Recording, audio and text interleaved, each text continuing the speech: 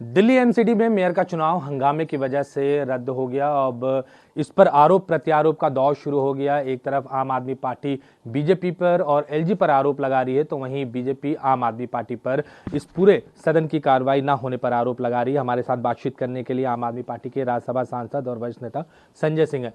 संजय जी, आपने देखा कि किस तरह से उस दिन सदन के अंदर हंगामा हुआ और दिल्ली को अपना अगला मेयर नहीं मिल पाया। अब मुख्यमंत्री अरविंद केजरीवाल एलजी को चिट्ठी लिख रहे हैं। वो कह रहे हैं कि गैर संवैधानिक तरीके से एलजी का काम कर रहे हैं। एलजी की तरफ से जवाब आता है कि जो भी कार्रवाई हो रही है वो नियम के अनुसार हो रही है। देखिए, ऐसा है कि ये देश ना तो एलजी साहब के हिसाब से चलेगा, ना मोदी जी के हिसाब से चलेगा, ना बीजेपी के हिसाब से चलेगा, ना हमारे हिसाब से चलेगा। ये देश चलेगा देश के संविधान के मुताबिक। और भारत का संविधान क्या कहता है? आर्टिकल 243 आर में साफ तौर पे लिखा है, नामित सदस्यों को वोटिंग राइट नहीं है। यही बात, संविधान की बात, मेरी बात नहीं, केजरीवाल साहब की भी बात नहीं, संविधान की एक लाइन एलजी साहब अपने मुंह से बोल दें, बीजेपी के नेता अपने मुंह से बोल दें कि हां, हम नामित सदस्यों को वोटिंग राइट नहीं देंगे। चुनाव करा लीजिए, आप कल करा लीजिए, क्या दिक्कत है? आपके मन में अगर काला चोर बसा होगा, आप पहले नामित सदस्यों की शपथ कराएंगे, उनको वोटिंग राइट देंगे, तो हम तो संविधान की रक्षा के लिए लड़ रहे हैं। डीएमसी एक्ट में भी नहीं लिखा कि नामित सदस्यों को वोटिंग का अधिकार होगा। नॉमिनेटेड मेंबर्स को वोटिंग का अधिकार है ही नहीं। ये हाईकोर्ट का डिसीजन आ चुका है। पंजाब हरियाणा हाईकोर्ट ने भी इसके बारे में डिसीजन दिया है कि आर्टिकल 243 आर कहता है नॉमिनेटेड मेंबर्स को वोटिंग राइट नहीं है। यही बात एलजी साहब कह दें, यही बीजेपी के नेता कहते हैं, कल चुनाव करा दें, हमें क्या दिक्कत है? लेकिन अगर आप पूरे देश की तरह जैसे आप किडनैपिंग गैंग अपना चलाते हैं, विधायकों की खरीद फरोख्त वाला, वही काम अगर आप दिल्ली में करना चाहते हैं तो इसका तो हम विरोध करेंगे।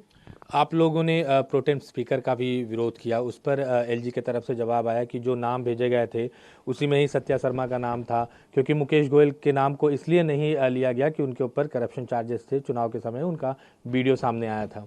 देखिए, ऐसा है कि एलजी साहब अभी नए नए एलजी बने हैं, उनको कुछ अता पता है नहीं। आपको मालूम है कि देश के लोकसभा, देश के लोकतंत्र के सबसे बड़े मंदिर के उस सदन में सभापति की कुर्सी के पैनल पर कौन बैठता है? ए राजा बैठते हैं। ए राजा पे कितने बड़े बड़े चार्जेस हैं? मैं ये कहता हूं कि ये तय करने वाले ना एलजी होते हैं, ना मैं होता हूं, ना आप होते हैं। एक परंपरा है ना। मुकेश गोयल पे अगर मुकेश गोयल पे कोई आरोप सिद्ध हो जाएगा तो वो तो सदस्य होने लायक ही नहीं रहेंगे। किसी के ऊपर आरोप लगना, एफआईआर होना, ये तो आप 50 केस में आप देखेंगे। आप किसी के ऊपर भी कोई धारा लिख दीजिए, तो मतलब आप झूठे मुकदमे सीबीआई के मुख्यमंत्री पे करते हैं, उप मुख्यमंत्री पे करते हैं, विधायकों पे करते हैं, फिर तो कोई विधायक, सांसद और मुख्यमंत्री, उप मुख्यमंत्री रहने लायक ही नहीं बचेगा। अगर ये आधार आप मान लेंगे कि इनके ऊपर एक आरोप है, इसके कारण से हम परंपरा और नियमों को नहीं मानेंगे, आरोप है, तो फिर तो सारे हमारे विधायक और सारे हमारे मंत्री, आप जिनके ऊपर झूठे मुकदमे लगा दें, वो सब खत्म हो जाएंगे। बीजेपी की तरफ से एक पत्र लिखा गया एलजी को, जिसमें ये कहा गया कि सदन के अंदर जो हंगामा हुआ है उसके पीछे कहीं ना कहीं आम आदमी पार्टी के वो विधायक हैं जो विधानसभा से मनोनीत होकर आए, और अब उनके सस्पेंशन की बात कर रहे हैं कि अगले 3 जो कार्रवाई होगी सदन हाउस की, उसमें उन लोगों को पार्टिसिपेट ना करने दिया जाए। इसीलिए मैं कह रहा हूं कि एलजी साहब और भारतीय जनता पार्टी के लोग मिलकर यहां पर एक बड़ी साजिश के तहत मेयर और डिप्टी मेयर के चुनाव में, स्टैंडिंग कमेटी के चुनाव में भारी गड़बड़ी करना चाहते हैं। इसीलिए मैं इस बात को कह रहा हूं। आप मुझे बताइए, हमारे यहां अवधि में कहावत है, जबरा मारे रोवे न दे। हमारे ही पार्षद का पैर तोड़ा गया अशोक मानू का, हमारे ही पार्षद को पीट पीट के लहूलुहान किया गया, जानलेवा हमला किया गया, कुर्ता फाड़ा गया प्रवीण कुमार का, हमारे ही महिला पार्षदों के साथ गाली गलौज और मारपीट की गई, और हमारे ही खिलाफ कार्रवाई होनी चाहिए। ये क्या मजाक है?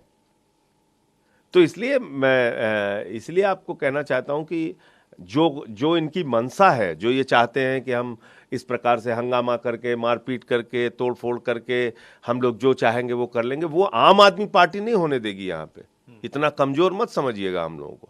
आप लड़िए, आप लड़ना चाहते हैं, क्या दिक्कत है, लड़ो भाई। अगर तुम चाहते हो हमें खून खराबा करना है, आप करिए खून खराबा।